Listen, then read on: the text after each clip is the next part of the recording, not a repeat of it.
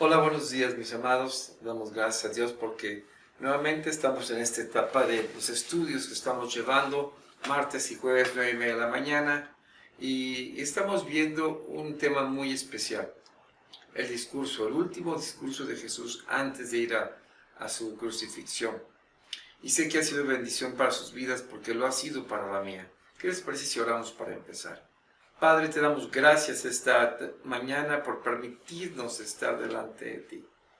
Gracias, Dios, por abrir tu palabra. Te ruego que hables a nuestras vidas con poder y que tu Espíritu Santo tome nuestros corazones y hable a nuestra vida. Te lo ruego en Jesucristo.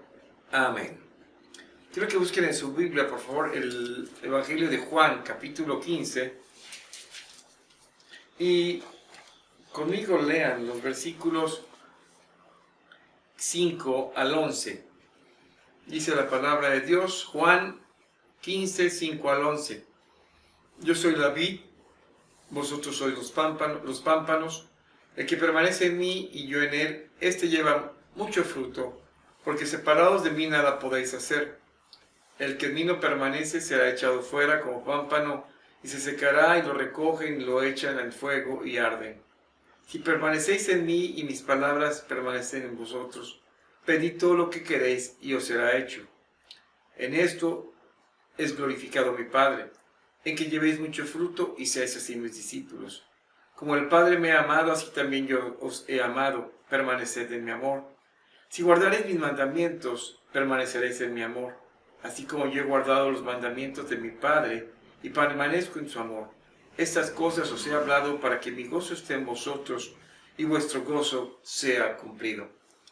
Estamos ya en la segunda parte del discurso de Jesús, este discurso de despedida, donde Jesús lo sabía y los discípulos deberían de saberlo también, pero Jesús sabía que no era la última vez que hablaría con ellos, aunque ellos pensaran que esta ya era una despedida.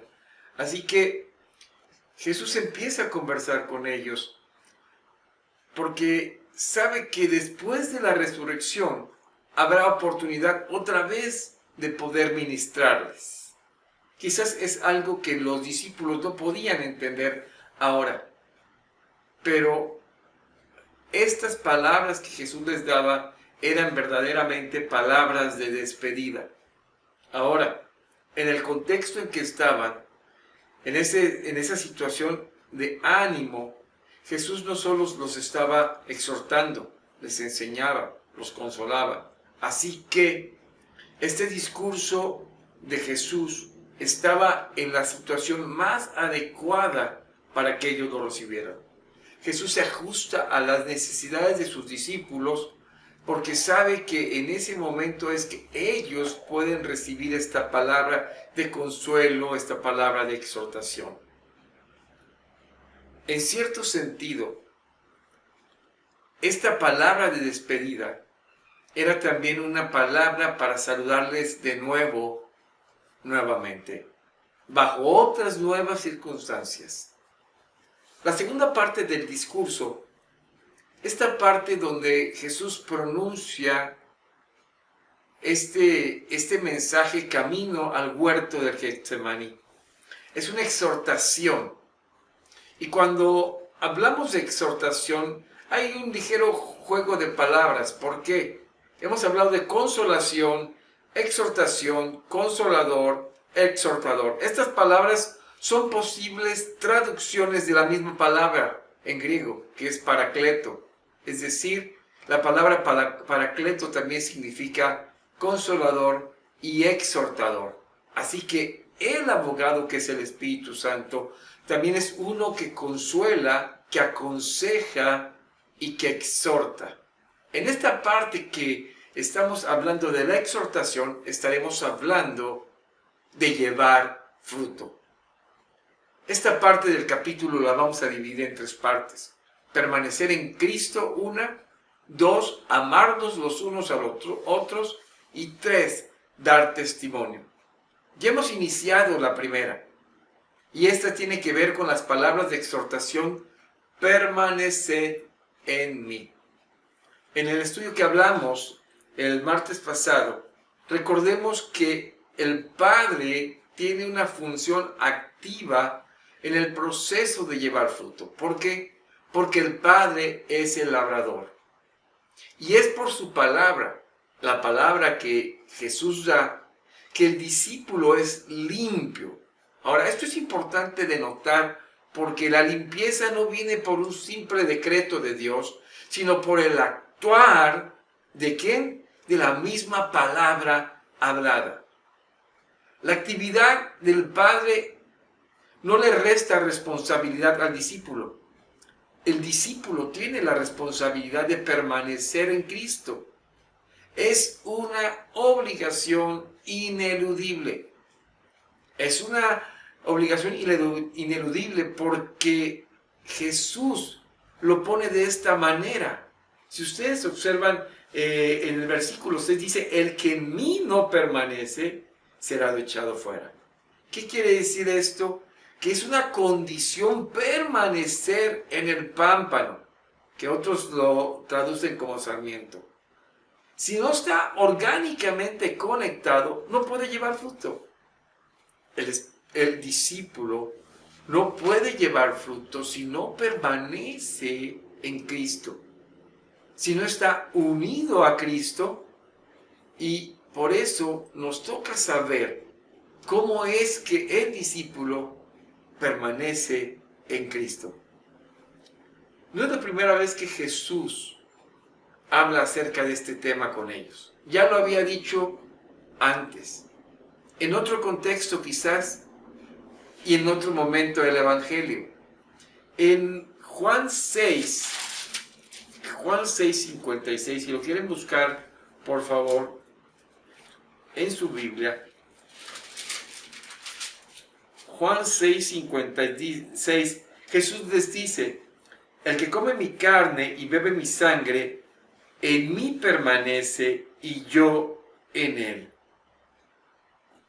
Allí encontramos palabras que tienen que ver con permanecer en Cristo. Ahora, el verso 57 dice, como me envió el Padre viviente, yo vivo por el Padre, asimismo el que me come, él también vivirá por mí. Estas palabras tienen que entenderse en el sentido de la parte final del versículo 60, donde dice, porque algunos no entendieron lo que Jesús decía. Y entonces, porque hasta dijeron, uy, dura palabra es esta de oír. Y Jesús le dice, ¿acaso esto les ofende? Versículo 63, el Espíritu es el que da vida. Mis amados, cuando hablamos de permanecer en Cristo, es permanecer en su unión y comunión. ¿A través de qué? De la palabra. Y esta palabra está relacionada teológicamente con el uso de los medios de gracia. ¿Cuáles son los medios de gracia? La predicación de la palabra y la administración de los sacramentos y la palabra misma.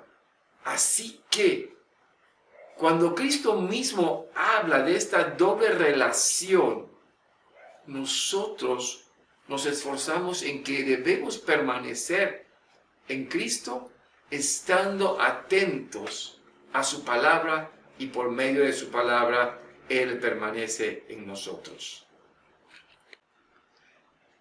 Esto quiere decir que vivimos y experimentamos la unión con Cristo por medio de una vida,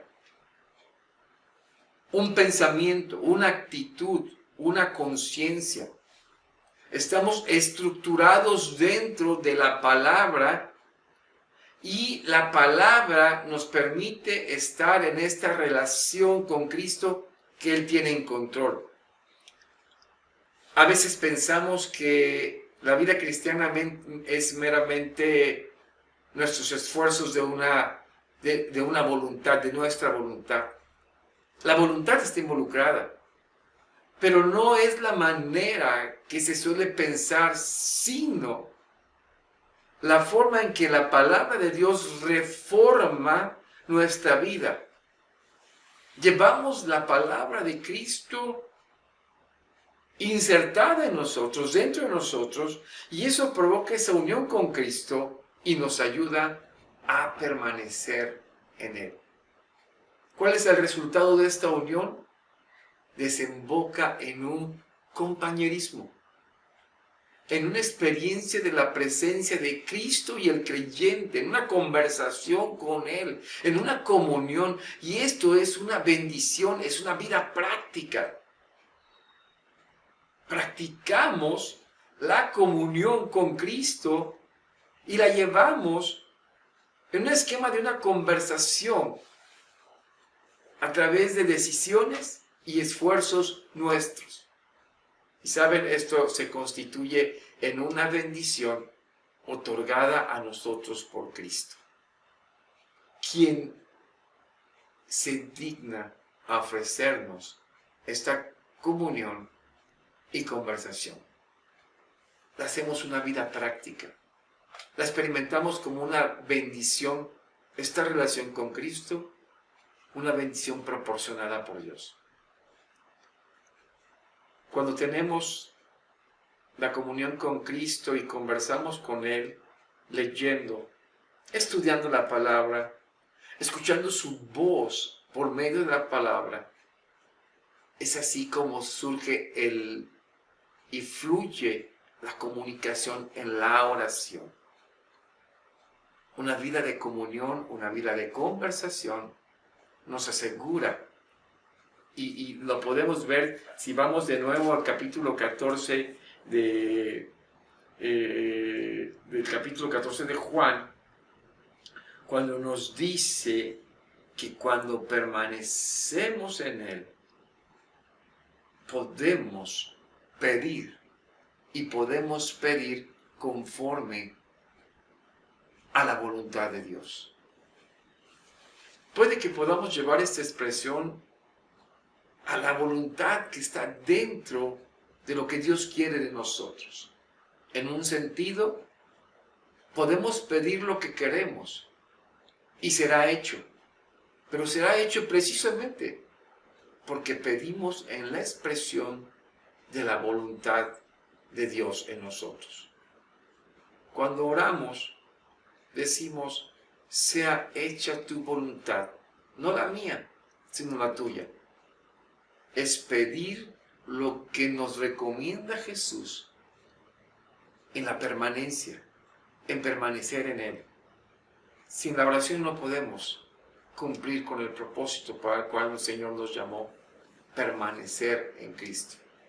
Jesús expresa esto de la siguiente manera: si permanecemos en su amor, permanecemos en Él. Si le amamos, somos constantes en Él. Y si estamos haciendo su voluntad, demostramos este amor. Así como lo dice el Señor, como el Padre me ha amado, y yo también le he amado, y permanezco en su amor, y el Señor Jesucristo hizo la voluntad del Padre. La manera de permanecer en el amor de Cristo es como Él lo dice, es por medio de guardar sus mandamientos.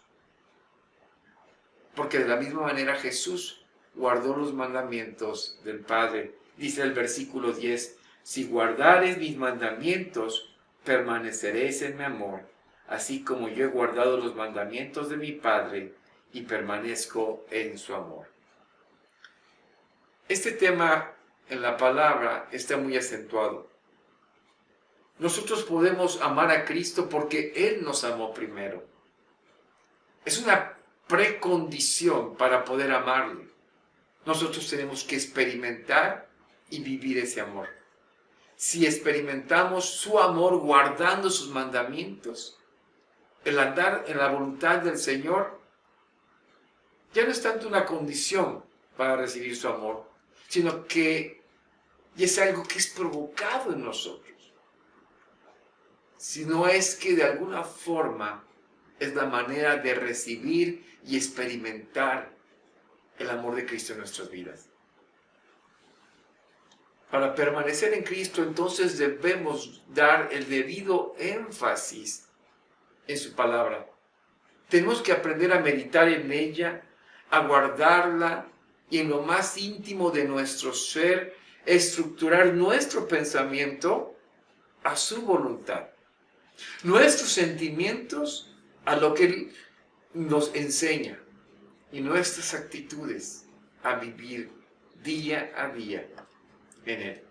Dejarnos controlar en ella. Organizar toda nuestra vida de acuerdo a esta amorosa comunicación que hay entre nosotros.